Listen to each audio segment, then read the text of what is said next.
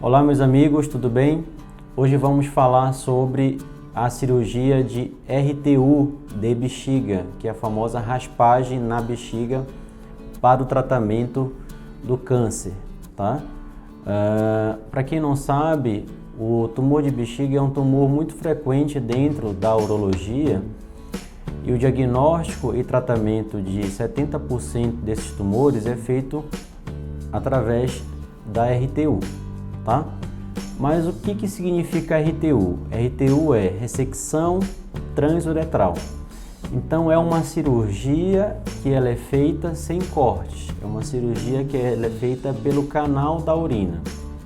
No caso dos homens, a gente tem que passar pelo pênis, passar pela próstata e chegar até a bexiga.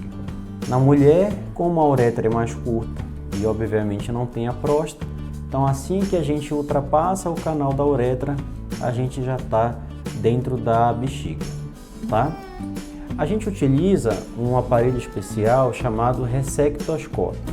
Esse ressectoscópio, ele tem a capacidade de uma câmera, então a gente consegue ver a sua bexiga através de uma câmera.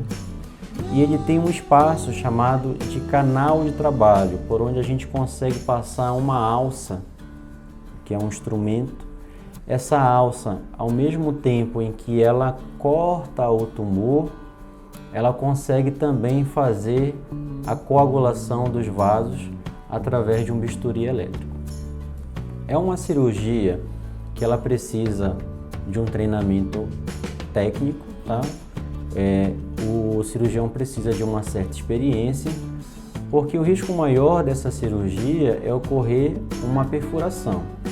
Então a gente não pode ser tão superficial a ponto de não retirar completamente a lesão e também de não ter uma amostra suficiente para fazer a biópsia, mas também a gente não pode ser tão profundo a ponto de perfurar a bexiga. Existem alguns casos em que existem tumores muito volumosos em que a gente precisa fazer essa ressecção em duas etapas. Mas a grande maioria dos casos a gente consegue fazer em um tratamento só, tá? E como é que é feito a anestesia para essa cirurgia? Essa anestesia, comumente ela pode ser feita uma anestesia geral, tá? Ou ela pode ser feita através de uma raquianestesia, que é anestesia na coluna, tá? A cirurgia, o tempo cirúrgico vai depender principalmente, primeiro, se é uma lesão pequena ou se é uma lesão grande, tá? Ou se é uma lesão única ou se são múltiplas lesões, tá?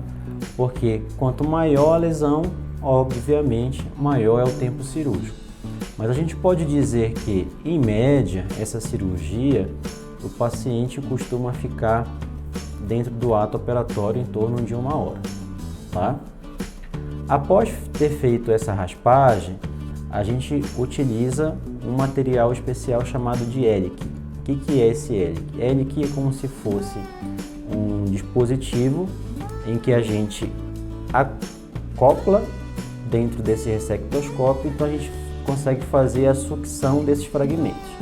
Então, o passo é a gente entrar dentro da bexiga, analisar toda a sua bexiga, confirmar a localização dessas lesões, fazer a raspagem, fazer a cauterização dos vasos e retirar esses fragmentos através desse hélice, que é como se fosse um sugador, um aspirador, um aparelho de sucção.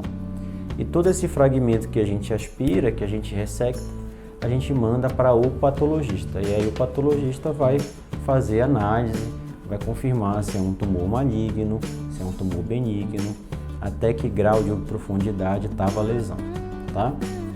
Logo que a gente termina essa RTU, essa raspagem, obrigatoriamente o paciente fica com uma sonda, que é essa borrachinha amarela, tá?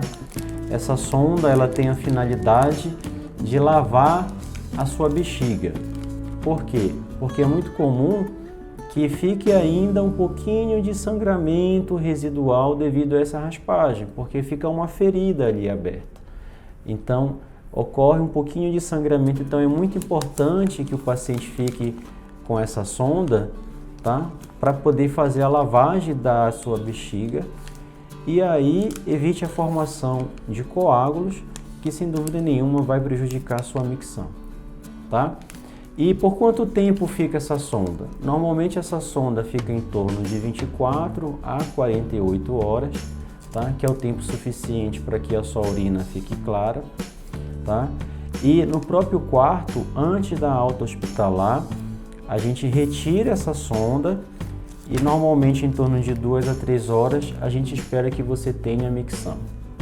Se não ocorrer a micção, o paciente pode voltar a usar sonda e receber alta com sonda, e em torno de 3, 5 dias a gente pode fazer um teste de novo para poder retirar essa sonda e ver se o paciente consegue urinar.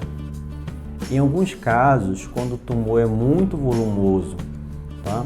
Em que você às vezes até precise fazer uma nova ressecção, o paciente pode sair com essa sonda, tá?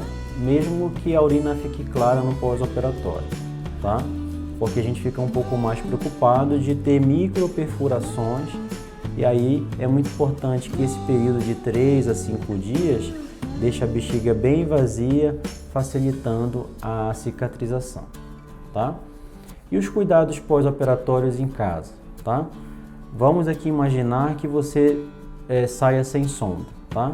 Então, nos primeiros dias de pós-operatório, é muito comum que a urina fique um pouco mais avermelhada, fique um pouco mais escura. Então, a gente recomenda que nesses primeiros dias aumente a ingesta hídrica, tá? Em torno de pelo menos de 2 a 3 litros por dia. A gente recomenda que, mesmo que a cirurgia é uma cirurgia sem cortes, recomenda-se que não faça esforço físico intenso. Entende-se por esforço físico intenso: não pegar peso, não dirigir carro, não andar de moto e evitar de subir escada, tá? E quanto à relação sexual, a gente também recomenda que nesses primeiros 7 a 15 dias não tenha relação sexual, justamente por haver um esforço físico intenso maior. Do ponto de vista de medicações, a gente orienta que o paciente fique mais ou menos em torno de 5 a 7 dias com antibiótico profilático, apesar de não ter uma evidência muito grande na literatura de manter por esse período, mas comumente os urologistas deixam o paciente com antibiótico por esse período, tá? A gente deixa também com medicações analgésicas voltadas para a própria bexiga, porque os pacientes costumam ter uma sensação de ardência no pós-operatório, justamente porque fica uma ferida, fica uma área aberta, né? Então a urina ela é extremamente ácida, extremamente irritante. Então o paciente pode ter esse grau de desconforto ao urinar. Então a gente deixa analgésicos voltados para essa parte, para a parte urinária, tá? Pessoal, eu espero que eu tenha esclarecido um pouco da raspagem na bexiga, tá? É um tema muito interessante, muito comum na nossa prática diária. Não deixe de continuar seguindo aqui no canal.